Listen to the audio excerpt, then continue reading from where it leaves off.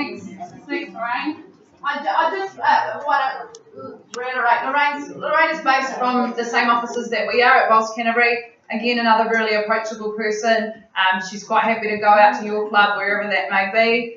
So yeah, just ring us in the office and we can put you through to Lorraine. Thank you very much, Lorraine. So I'm going to talk a little bit about some communication stuff. I know we've been here for a wee while, so I'll try and keep this fairly brief. Basically, for us in the office, the secretary is the main point of contact. So if we want to book a green, we won't go directly to the greenkeeper, we'll come to the secretary and they shall check, and vice versa if we want to talk to president or whatnot, we'll generally go to the secretary. So our secretary is the main point of contact. Realise that secretaries time to time want to have a break away from bowls and go on holiday, and Ray and John have just come back from holiday, but so just let us in the office know that, hey, look, we're actually away for a month or two, because even during the off season we are still sending emails, as you know, and we're still pumping out a million emails. So yeah, let us know if you are away, and as soon as you've had your AGMs, let us know who the new incoming secretary is, and generally we email most things. So an email address will be required. I just want to touch on social media. To set up a social media account, they're free, and I really encourage clubs to be using Facebook. I'm not filming this. Sorry, could you? No idea. No, I am. Never mind. I am filming. Yeah. I just wanted to social media pages. So most of you would have heard of Facebook. Half of you probably on Facebook. All you need again is an email account to set it up, and then you can set up a page for your club. I know a lot of clubs do have social media pages because I follow them. So update it with pictures. Pictures are great. Put a picture on if it's a nice day. If there's frost on the green, take a picture. Most people have a phone now that has a camera on it.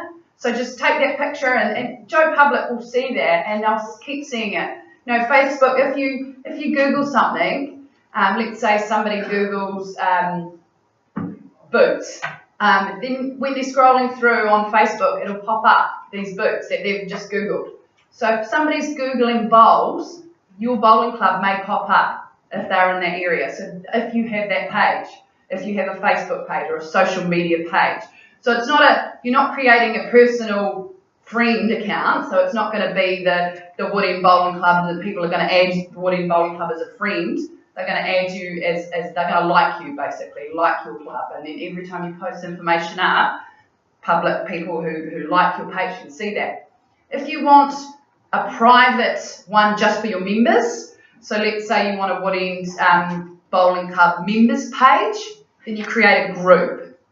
And you add people to that group, so you would only add your members. So let's say you want to create a group and you've got a competition, who wants to go in this triples competition, then you can put that on your group page. But if things like, hey, we're having a community open day, put that up on your public page. So just keep that in mind. It's free, basically. It is free. That's what I really want to push. Facebook pages are free. The staff at Bowls Canterbury can help you again with that. We'd get you to come in and we'd set it all up. As long as you have your own personal Facebook page, whoever's doing that, whether it be your secretary or you have somebody on your committee who's socially savvy, for right of a term, then absolutely just give us a call and book a time to come in, and we can certainly help you. The other thing I wanted to, did anyone have a question on social media stuff?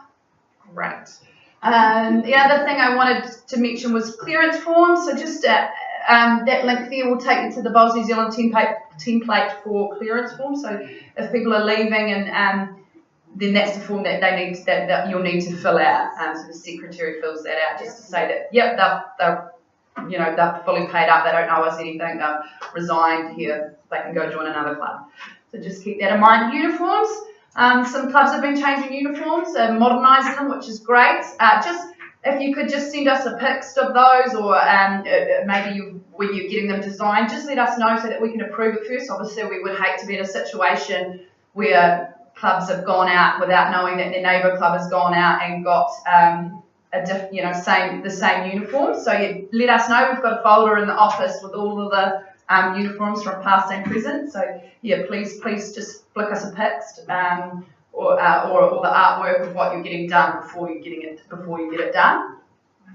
Open days, as you know, open days are just around the corner. Most of you will be having open days next month.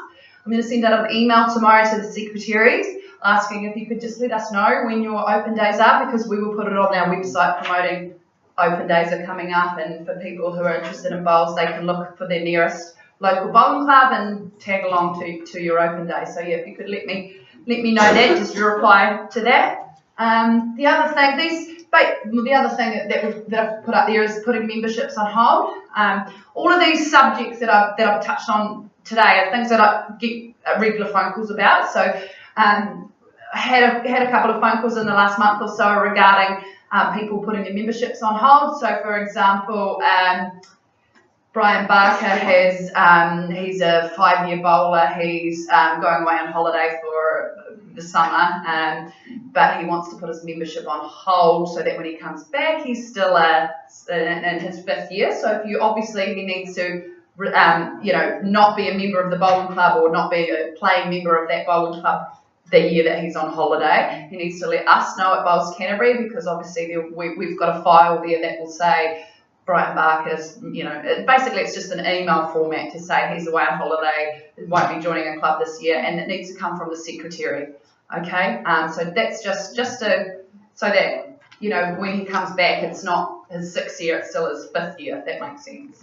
So that's basically just some of the things in a nutshell that I really wanted to talk about. The next, we are. Actually, you want to just jump in. Can I, excuse me, I just thought of something I meant to say after Paul Spring talked earlier. Someone asked the question about 9i being held up as the big, best club ever sort of thing. And they talked about the number of increase in casual members that they have had. So that what they have done is sign up the people as casual members, the people that use their club, so they can go then and they're actual members of the club. Now, if you want to know what the criteria around their casual membership is, go on the 9i Bowls Club website, because they have got, it's quite clear. I think they've got 3 tiers of membership, and it tells you what the criteria are, what you're allowed to do, where you're allowed to play, where you're allowed to vote, and what you're allowed to do. So that's a guideline for clubs if you're looking at that casual membership criteria. Go and have a look and see what they've got. I think there might be a couple of others, but 9i is very clear. So just go and have a look at that. Thank you. The next slide just alludes to competitions and events. Obviously, Katie isn't here this evening, but we had actually scheduled for next month a seminar or just a discussion, as we do every year, on the competitions and events and how to enter online.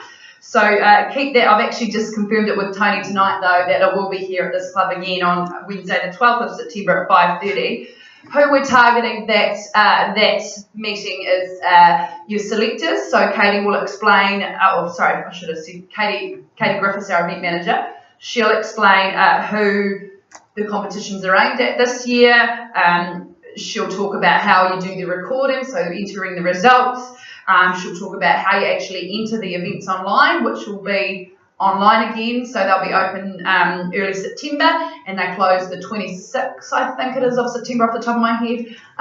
But yeah, so if you want to hold off until the 12th of September to enter them, then you're obviously more than welcome to. They are online.